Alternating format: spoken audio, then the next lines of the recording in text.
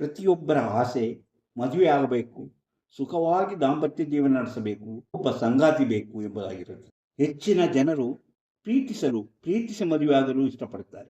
ಆದರೆ ಹಲವರಿಗೆ ಅಂಥ ಪ್ರೀತಿಸಿ ಮದುವೆ ಆಗುವಂತಹ ಸಾಧ್ಯತೆಗಳು ಇರುವುದಿಲ್ಲ. ಎಷ್ಟೇ ಪ್ರಯತ್ನ ಪಟ್ಟರೂ ಅವರಿಗೆ ಪ್ರೀತಿಸಿ ಮದುವೆ ಆಗುವಂತಹ ಚಾನ್ಸೇ ಇರೋದಿಲ್ಲ. ಯಾಕೆ ಹಾಗಾಗುತ್ತೆ? ಪ್ರೀತಿಸಿ ಮದುವೆ ಆಗೋಕ್ಕೆ ಯಾಕೆ ಸಾಧ್ಯ ಆಗ್ತಾ ಇಲ್ಲ? ಕೆಲವೊಮ್ಮೆ ಪ್ರೀತಿಸಿದರೂ ಮದುವೆ ಆಗಲು ಸಾಧ್ಯವಾಗಲ್ಲ. ಯಾಕಾಗಲ್ಲ? ಅದೇ ರೀತಿ ಮದುವೆ ಆದಮೇಲೆ ದಾಂಪತ್ಯ ಜೀವನ ಹೇಗಿರುತ್ತದೆ? ನಾನು ಸುಖವಾಗಿರುತ್ತೇನೆಯೇ, ಅಥವಾ ಜೀವನದಲ್ಲಿ ಯಾವಾಗಲೂ ಕಿರಿಕಿರಿ, ಯಾವಾಗಲೂ ಗಲಾಟೆ, ಯಾವಾಗಲೂ ಅಸಮಾಧಾನ, ಒಂದು ದಿವಸವೂ ಕೂಡ ಮನೆಯಲ್ಲಿ ನೆಮ್ಮದಿಯಾಗಿರಲು ಸಾಧ್ಯವಾಗುವುದಿಲ್ಲ. ಮದುವೆ ಆದವರ ಚಿಂತೆ ಈ ರೀತಿಯಲ್ಲಿ ಹೋಗುತ್ತೆ. ಯಾಕೆ ನನಗೆ ಈ ರೀತಿ ಆಗುತ್ತದೆ? ನನ್ನ ಜೀವನದಲ್ಲಿ ಯಾಕೆ ನನಗೆ ಸಮಾಧಾನ ಇಲ್ಲ, ನೆಮ್ಮದಿ ಇಲ್ಲ? ದಿನವೂ ಜಗಳ ಗಲಾಟೆ, ಮದುವೆ ಆದಮೇಲೂ ಹೀಗಾಗುತ್ತೆ ಯಾಕೆ? ಹಾಗಾದರೆ ಯಾರು ಸುಖವಾದ ಜೀವನ ನಡೆಸಬಹುದು? ಯಾರಿಗೆ ಪ್ರೀತಿಸಿ ಮದುವೆ ಆಗಲು ಸಾಧ್ಯ? ಯಾರಿಗೆ ಒಳ್ಳೆಯ ಜೀವನ ನಡೆಸಲು ಸಾಧ್ಯ ಎಂಬುದನ್ನು ತಿಳಿಯೋಣ. ಹಾಗೆಯೇ ಇವತ್ತು ಕೃತಿಕಾ ನಕ್ಷತ್ರದ ಬಗ್ಗೆ ಕೆಲವು ಟಿಪ್ಸ್ಗಳನ್ನು ತಿಳಿಯೋಣ. ಅದಕ್ಕಿಂತ ಮೊದಲು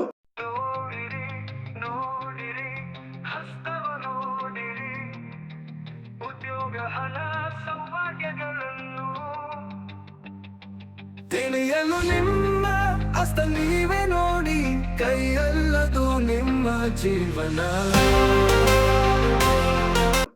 ಎಲ್ಲರಿಗೂ ನಮಸ್ಕಾರ. ಮಾಣಿಯಾ ಟೈಮ್ಸ್ ಯೂಟ್ಯೂಬ್ ಚಾನಲ್ಗೆ ನಿಮಗೆಲ್ಲರಿಗೂ ಸ್ವಾಗತ. ನಾವು ಸಾಮಾನ್ಯವಾಗಿ ಜೀವನದಲ್ಲಿ ನಮಗೆ ಒಳ್ಳೆಯ ಸಂಗಾತಿ ಸಿಗುತ್ತಾರೆಯೇ, ನನಗೆ ಒಳ್ಳೆಯ ಗಂಡ ಸಿಗುತ್ತಾನಾ, ನನಗೆ ಒಳ್ಳೆಯ ಹೆಂಡತಿ ಸಿಗುತ್ತಾಳಾ ಎಂದು ಯೋಚಿಸುವ ಯುವಜನರನ್ನು ನಾವು ತುಂಬ ನೋಡ್ತೇವೆ. ಅದಕ್ಕಾಗಿ ಹಲವರು ಜ್ಯೋತಿಷಿಗಳ ಹತ್ರ ಹೋಗ್ತಾರೆ. ನನಗೆ ಪ್ರೇಮ ವಿವಾಹ, ಲವ್ ಮ್ಯಾರೇಜ್ ಆಗುತ್ತಾ ಅಥವಾ ಅರೇಂಜ್ಡ್ ಮ್ಯಾರೇಜ್ ಆಗುತ್ತಾ, ನನ್ನ ಮುಂದಿನ ಜೀವನ ಹೇಗಿರುತ್ತೆ, ನನ್ನ ದಾಂಪತ್ಯ ಜೀವನ ಸುಖವಾಗಿರುತ್ತದೆಯೇ ಮುಂತಾದ ಪ್ರಶ್ನೆಗಳನ್ನು ಕೇಳುತ್ತಾರೆ. ಹಾಗಾದರೆ ನಾವು ಅದನ್ನು ಹಸ್ತ ನೋಡಿ ತಿಳಿಯಬಹುದೇ ಎಂಬುದನ್ನು ಪ್ರಶ್ನೆ ಮಾಡ್ತಾರೆ. ನಿಜವಾಗಲೂ ಹಸ್ತ ನೋಡಿ ಕೆಲವು ವಿಚಾರಗಳನ್ನು ನೀವು ತಿಳಿಯಬಹುದು. ಯಾರು ಲವ್ ಮಾಡಿ ಮ್ಯಾರೇಜ್ ಆಗ್ತಾರೆ, ಯಾರಿಗೆ ಲವ್ ಮಾಡಿದರೂ ಮದುವೆಗೆ ಸಾಧ್ಯತೆ ಇಲ್ಲ, ಹಾಗೆಯೇ ಜೀವನದಲ್ಲಿ ಮದುವೆ ಆದ ಮೇಲೆ ಸುಖವಾಗಿರೋರು ಯಾರು, ಸುಖವಿಲ್ಲದೆ ನಿರಾಸೆ ಪಡುವ ಅನುಭವ ಪಡುವವರು ಯಾರು ಎಂಬ ವಿಚಾರಗಳನ್ನು ನಾವು ಇವತ್ತು ಚರ್ಚೆ ಮಾಡೋಣ. ಅಂತಹ ವಿಚಾರಗಳನ್ನು ಹೊತ್ತು ಬರ್ತಿರುವಂತಹ ಮಾಣಿಯಾ ಟೈಮ್ಸ್ ಯೂಟ್ಯೂಬ್ ಚಾನಲನ್ನು ನೀವು ಇನ್ನೂ ಸಬ್ಸ್ಕ್ರೈಬ್ ಮಾಡಿಲ್ಲವಾದರೆ ಈಗಲೇ ದಯವಿಟ್ಟು ಕೆಳಗೆ ಕಾಣುವ ಸಬ್ಸ್ಕ್ರೈಬ್ ಎಂದು ಬರೆದಿರುವಲ್ಲಿ ಒಮ್ಮೆ ಕ್ಲಿಕ್ ಮಾಡಿ ಸಾಕು, ನೀವು ಸಬ್ಸ್ಕ್ರೈಬ್ ಆಗ್ತೀರಿ. ಅದೇ ರೀತಿ ಪಕ್ಕದಲ್ಲಿ ಕಾಣುವ ಗಂಟೆ ಚಿಹ್ನೆಯನ್ನು ಒಮ್ಮೆ ಕ್ಲಿಕ್ ಮಾಡಿದರೆ ಮಾಣಿಯಾ ಟೈಮ್ಸ್ ಯೂಟ್ಯೂಬ್ ಚಾನಲ್ ಯಾವುದೇ ಹೊಸ ವಿಡಿಯೋ ಅಪ್ಲೋಡ್ ಆಗಿಕೊಳ್ಳೆ ನಿಮ್ಮ ಮೊಬೈಲ್ಗೆ ನೋಟಿಫಿಕೇಷನ್ ಬರುವುದರಿಂದ ನೀವು ಎಲ್ಲ ವಿಡಿಯೋಗಳನ್ನು ನೋಡಿ ಹೆಚ್ಚು ವಿಷಯಗಳನ್ನು ತಿಳಿದುಕೊಳ್ಳಲು ಸಾಧ್ಯ. ಅದೇ ರೀತಿ ಪ್ರತಿಯೊಂದು ವಿಡಿಯೋವನ್ನು ಆರಂಭದಿಂದ ಕೊನೆವರೆಗೂ ನೋಡಿ, ಲೈಕ್ ಮಾಡಿ, ಶೇರ್ ಮಾಡಿ, ಪ್ರೋತ್ಸಾಹ ಕೊಡಿ. ಇನ್ನು ಭವಿಷ್ಯ ತಿಳಿಯಬೇಕಂತ ತುಂಬ ಜನರು ಕಾತರದಿಂದ ಕಾಯ್ತಿದ್ದಾರೆ. ಅಂಥವರಿಗೆ ತಮ್ಮ ನಿಖರವಾದ ಭವಿಷ್ಯ ತಿಳಿಯಬೇಕಂದ್ರೆ ಇದರಲ್ಲಿ ಕೊಟ್ಟಿರುವಂತಹ ಈ ವಾಟ್ಸಪ್ ನಂಬರಿಗೆ ವಾಟ್ಸಪ್ ಮೆಸೇಜ್ ಕಳಿಸಿ. ಎಸ್ ಅಂತಾದರೂ ಕಳಿಸಿ, ಹಾಯ್ ಅಂತಾದರೂ ಕಳಿಸಿ, ನನ್ನ ಭವಿಷ್ಯ ತಿಳಿಯಬೇಕಂತಾದರೂ ಕಳಿಸಿ. ಕೂಡಲೇ ನಿಮಗೆ ಏನು ಮಾಡಿದರೆ ನಿಮ್ಮ ನಿಖರವಾದ ಭವಿಷ್ಯ ತಿಳಿಯಲು ಸಾಧ್ಯ ಎಂಬುದನ್ನು ತಿಳಿಸುತ್ತೇವೆ. ಅದರಂತೆ ನೀವು ಮುಂದುವರೆದರೆ ನಿಮ್ಮ ನಿಖರವಾದ ಭವಿಷ್ಯ ಹುಟ್ಟಿದಾಗಿನಿಂದ ಕೊನೆಯವರೆಗೆ ಏನೇನು ನಡೆಯುತ್ತದೆ, ದಾಂಪತ್ಯದಲ್ಲಿ ಸುಖ, ಗಂಡ ಹೆಂಡತಿಯಲ್ಲಿ ಏನೇನು ಸಮಸ್ಯೆಗಳಿದ್ದರೆ ಅದರ ಪರಿಹಾರವೇನು ಮುಂತಾದ ಎಲ್ಲ ವಿಚಾರಗಳನ್ನು ತಿಳಿಸುತ್ತೇವೆ. ಅಂದರೆ ನಿಮ್ಮ ಜೀವನದಲ್ಲಿ ನಡೆಯಬಹುದಾದ ಪ್ರತಿಯೊಂದು ಘಟನೆಯನ್ನು, ಎದುರಾಗಬಹುದಾದ ಸಮಸ್ಯೆಗಳ ಪರಿಹಾರವನ್ನು ಸೂಚಿಸುತ್ತೇವೆ.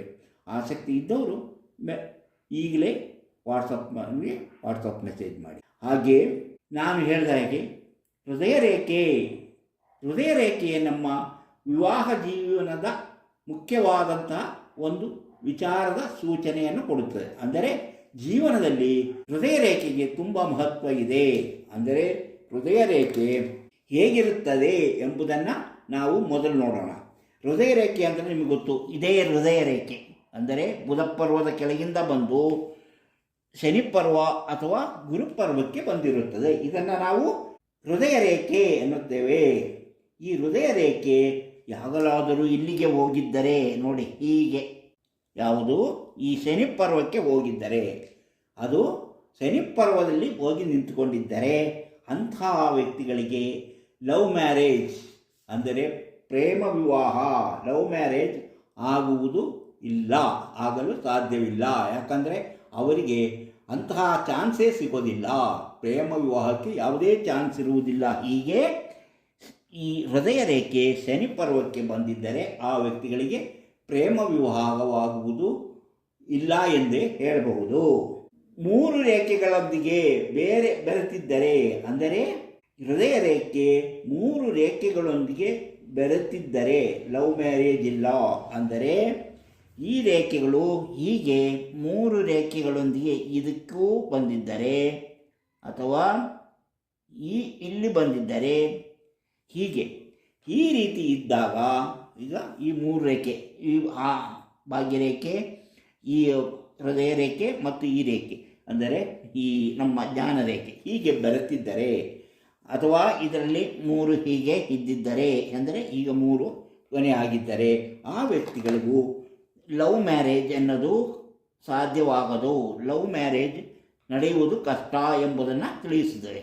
ಅಂದರೆ ಈಗ ಈ ರೀತಿ ಇದ್ದಾಗ ಲವ್ ಮ್ಯಾರೇಜ್ ಆಗುವುದಿಲ್ಲ.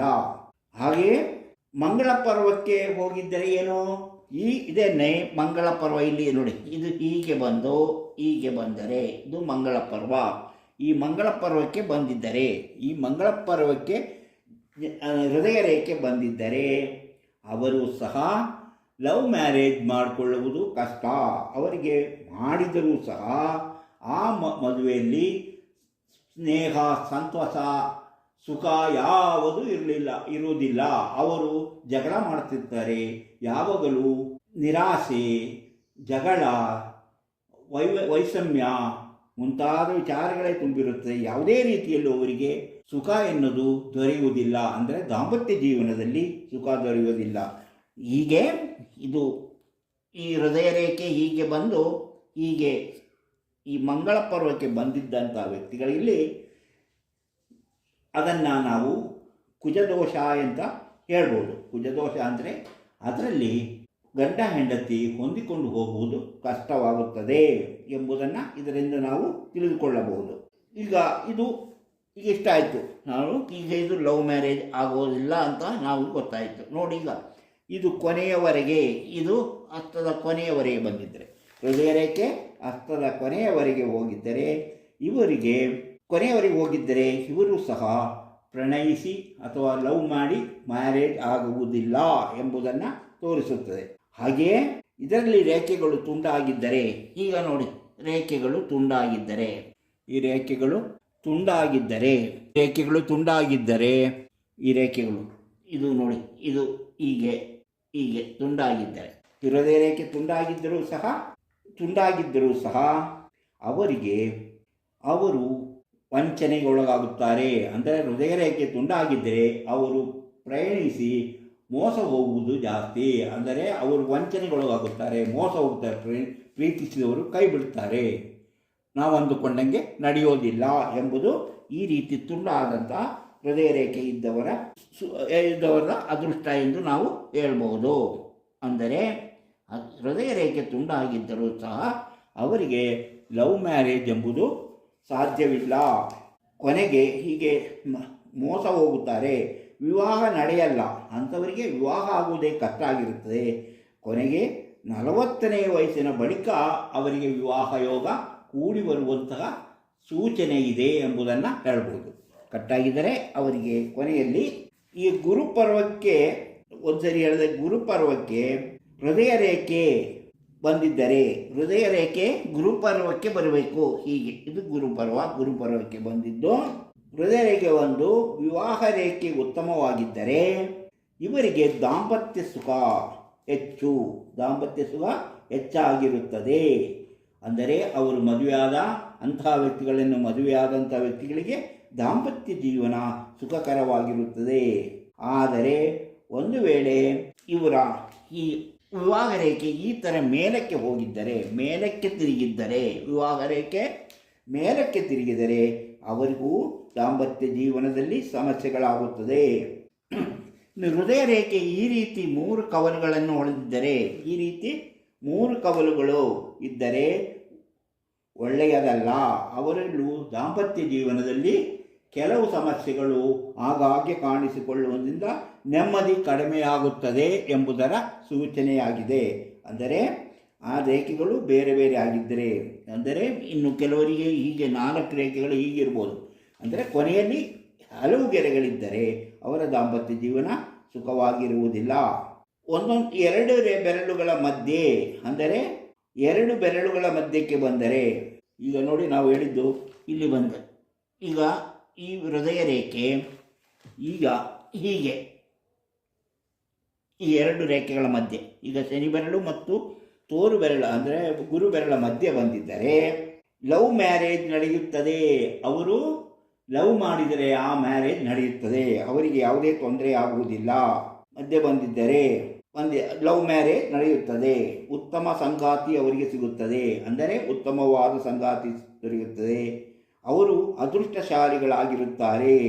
ಉತ್ತಮ ಲವ್ ಮ್ಯಾರೇಜ್ ಅಂದರೆ ಈ ನೋಡಿ ಹೀಗೆ ಬಂದು ಹೀಗೆ ಒಂದು ರೇಖೆ, ಹೀಗೆ ಒಂದು ರೇಖೆ ನೋಡಿ, ಹೀಗೆ ಒಂದು ರೇಖೆ, ಈಗ ಇದು ಇವರಿಗೆ ಹೀಗೆ ಹೀಗೆ ಒಂದು ರೇಖೆ ಇದ್ದರೆ ಇವರು ಉತ್ತಮವಾದಂತಹ ಒಂದು ಸೂಚನೆ, ಇವರಿಗೆ ಲವ್ ಮ್ಯಾರೇಜ್ ಆಗುತ್ತದೆ.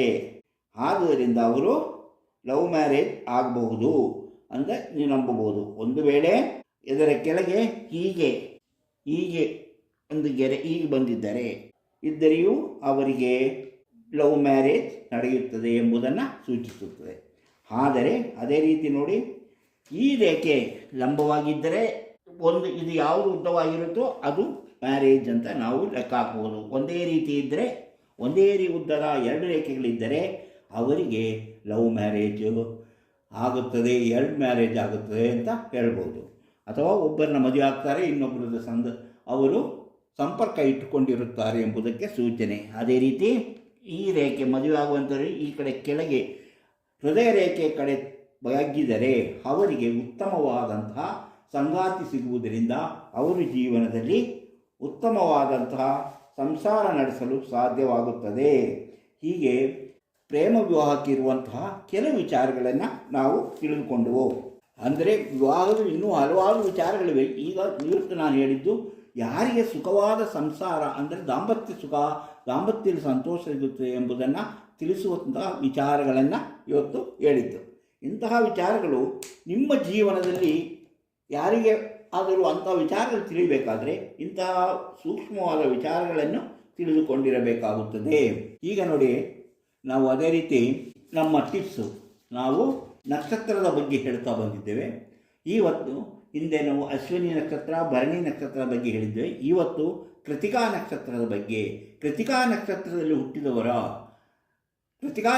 ಹುಟ್ಟಿದವರ ಸಾಮಾನ್ಯ ಸ್ವಭಾವ ಗುಣಗಳೇನು ಎಂಬುದನ್ನು ತಿಳ್ಕೊಳ್ಳೋಣ. ಇವರಿಗೆ ಕೃತಿಕಾ ನಕ್ಷತ್ರದಲ್ಲಿ ಹುಟ್ಟಿದವರು ಮುಂಗೋಪಿಗಳಾಗಿರುತ್ತಾರೆ, ಅದು ಅವರ ಮುಖ್ಯ ಲಕ್ಷಣ. ಆದರೆ ಇತರರನ್ನು ಪ್ರೀತಿಯಿಂದ ಕಾಣುತ್ತಾರೆ, ಬೇರೆಯವರನ್ನು ಪ್ರೀತಿಯಿಂದ ಕಾಣುತ್ತಾರೆ. ಅವರು ಜನರನ್ನು ಚೆನ್ನಾಗಿ ಮಾತನಾಡಿಸಿ ಜನರನ್ನು ತನ್ನ ಕಡೆ ಆಕರ್ಷಿಸುವ ಗುಣದವರಾಗಿರುತ್ತಾರೆ. ತನ್ನ ನೋವು ದುಃಖಗಳನ್ನು ಬೇರೆಯವರಿಗೆ ತಿಳಿಸದಿರಲು ಹೆಚ್ಚು ಶ್ರಮ ಪಡುತ್ತಾರೆ. ನ್ಯಾಯವಾದ ರೀತಿಯಲ್ಲಿ ವ್ಯವಹರಿಸುತ್ತಾರೆ. ಆದುದರಿಂದ ಇಂಥ ವ್ಯಕ್ತಿಗಳೊಂದಿಗೆ ಎಂತಹ ವ್ಯವಹಾರವನ್ನಾದರೂ ಮಾಡಬಹುದು. ಅವರು ನ್ಯಾಯ ನೀತಿಯನ್ನು ಬಿಟ್ಟು ಬೇರೆ ವ್ಯವಹಾರಕ್ಕೆ ಸಿದ್ಧರಾಗುವುದಿಲ್ಲ. ತನ್ನ ಗೌರವ ಹಾಳಾಗದಂತೆ, ತನಗೆ ಇರುವಂತಹ ಆ ಒಂದು ಗೌರವವನ್ನು ಹಾಳಾಗದಂತೆ ಎಚ್ಚರ ವಹಿಸುತ್ತಾರೆ. ಯಾವಾಗಲೂ ತನಗೆ ಕೆಟ್ಟ ಹೆಸರು ಬರದಂತೆ ಅವರು ನೋಡಿಕೊಳ್ಳುತ್ತಾರೆ. ಶ್ರೀಮಂತ ಬದುಕು ಇಷ್ಟಪಡುತ್ತಾರೆ. ಶ್ರೀಮಂತರಂತೆ ಜೀವನ ನಡೆಸಬೇಕು ಎಂಬುದು ಇಂತಹ ನಕ್ಷತ್ರದಲ್ಲಿ ಹುಟ್ಟಿದವರ ಆಸೆಯಾಗಿರುತ್ತದೆ. ಅದೇ ರೀತಿ ಅಡಿಗೆ ಮಾಡುವುದರಲ್ಲಿ ಇವರು ನಿಪುಣರಾಗಿರುತ್ತಾರೆ, ಅಂದರೆ ಪಾಕವಿದ್ಯಾ ಪ್ರವೀಣರಾಗಿರುತ್ತಾರೆ. ಮತ್ತು ಮನೆಯನ್ನು ಮನೆಯನ್ನು ತುಂಬ ಚೆನ್ನಾಗಿಟ್ಟಿರುತ್ತಾರೆ. ಇಂತಹ ಕೆಲಸಗಳಲ್ಲಿ ಇವರನ್ನು ಮೀರಿಸುವರೇ ಇಲ್ಲ ಎಂದು ಹೇಳಬಹುದು. ಹೀಗೆ ಕೃತಿಕಾ ನಕ್ಷತ್ರದಲ್ಲಿ ಹುಟ್ಟಿದ ಕೆಲವರ ಗುಣಗಳನ್ನು ನಾವು ಇಲ್ಲಿ ಚರ್ಚೆ ಮಾಡಿದೆವು. ಹೀಗೆ ನಾವು ಜೀವನದಲ್ಲಿ ಯಾವ ನಕ್ಷತ್ರದಲ್ಲಿ ಹುಟ್ಟಿದಾಗೋ ಅವರ ಗುಣಗಳೇನು ಎಂಬುದನ್ನು ಎಲ್ಲ ವಿಡಿಯೋಗಳಲ್ಲಿಯೂ ಹೇಳ್ತಾ ಹೋಗುತ್ತೇವೆ. ಇದು ನಿಮಗೆ ಇಷ್ಟ ಆಗುವುದು, ಯಾಕಂದರೆ ಹೆಚ್ಚಿನ ಜನರು ತಮ್ಮ ನಕ್ಷತ್ರ ಮತ್ತು ರಾಶಿಯ ಬಗ್ಗೆ ಹೆಚ್ಚು ಗಮನ ಕೊಡುತ್ತಾರೆ. ಆದ್ದರಿಂದ ಈ ಟಿಪ್ಸ್ಗಳು ನಿಮಗೆ ಉಪಯೋಗಕ್ಕೆ ಬರಬಹುದು. ಮಗು ಹುಟ್ಟಿದಾಗ ಆ ಮಗು ಯಾವ ರೀತಿಯಲ್ಲಿ ಇರುತ್ತದೆ, ಯಾವ ನಕ್ಷತ್ರದಲ್ಲಿ ಹುಟ್ಟಿದ್ದು ಯಾವ ರೀತಿಯಲ್ಲಿ ಇರುತ್ತೆ, ಅದರ ಸ್ವಭಾವ ಗುಣಗಳೇನು ಎಂಬುದನ್ನು ತಂದೆ ತಾಯಿಗೆ ತಿಳಿದುಕೊಳ್ಳಲು ಅನುಕೂಲವಾಗುತ್ತದೆ. ಈಗ ಇಂಥ ವಿಚಾರಗಳನ್ನು ಹೊತ್ತು ಬರುತ್ತಿರುವಂತಹ ಮಾಣಿಯಾಕ್ ಟೈಮ್ಸ್ ಯೂಟ್ಯೂಬ್ ಚಾನಲನ್ನು ನೀವು ಇನ್ನೂ ಸಬ್ಸ್ಕ್ರೈಬ್ ಮಾಡಿಲ್ಲವಾದರೆ ಈಗಲೇ ಕೆಳಗೆ ಕಾಣುವ ಸಬ್ಸ್ಕ್ರೈಬ್ ಎಂದು ಬರೆದಿರುವಲ್ಲಿ ಒಮ್ಮೆ ಕ್ಲಿಕ್ ಮಾಡಿ ಸಾಕು, ನೀವು ಸಬ್ಸ್ಕ್ರೈಬ್ ಆಗ್ತೀರಿ. ಅದೇ ರೀತಿ ಪಕ್ಕದಲ್ಲಿ ಕಾಣುವ ಗಂಟೆಯ ಚಿಹ್ನೆಯನ್ನು ಒಮ್ಮೆ ಕ್ಲಿಕ್ ಮಾಡಿದರೆ ಮಾಣಿಯಾಕ್ ಟೈಮ್ಸ್ ಯೂಟ್ಯೂಬ್ನಲ್ಲಿ ಯಾವುದೇ ಹೊಸ ವಿಡಿಯೋ ಅಪ್ಲೋಡ್ ಆದ ಕೂಡಲೇ ನಿಮ್ಮ ಮೊಬೈಲಿಗೆ ನೋಟಿಫಿಕೇಷನ್ ಬರುವುದರಿಂದ ನೀವು ಎಲ್ಲ ವಿಡಿಯೋಗಳನ್ನು ನೋಡಿ ಹೆಚ್ಚು ವಿಷಯಗಳನ್ನು ತಿಳಿದುಕೊಳ್ಳಲು ಸಾಧ್ಯವಾಗುತ್ತದೆ. ಪ್ರತಿಯೊಂದು ವಿಡಿಯೋವನ್ನು ಆರಂಭದಿಂದ ಕೊನೆಯವರೆಗೂ ನೋಡಿ, ಲೈಕ್ ಮಾಡಿ, ಶೇರ್ ಮಾಡಿ, ಪ್ರೋತ್ಸಾಹ ಕೊಡಿ.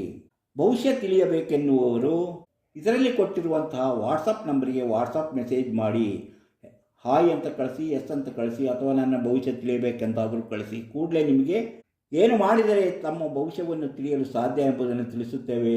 ಅದರಂತೆ ಮುಂದುವರೆದರೆ ನಿಮ್ಮ ನಿಖರವಾದ ಭವಿಷ್ಯವನ್ನು ಹುಟ್ಟಿದಾಗಿನಿಂದ ಕೊನೆಯ ತನಕ ಏನೇನು ನಡೆಯುತ್ತದೆ ಎಂಬುದನ್ನು ತಿಳಿಸುತ್ತೇವೆ.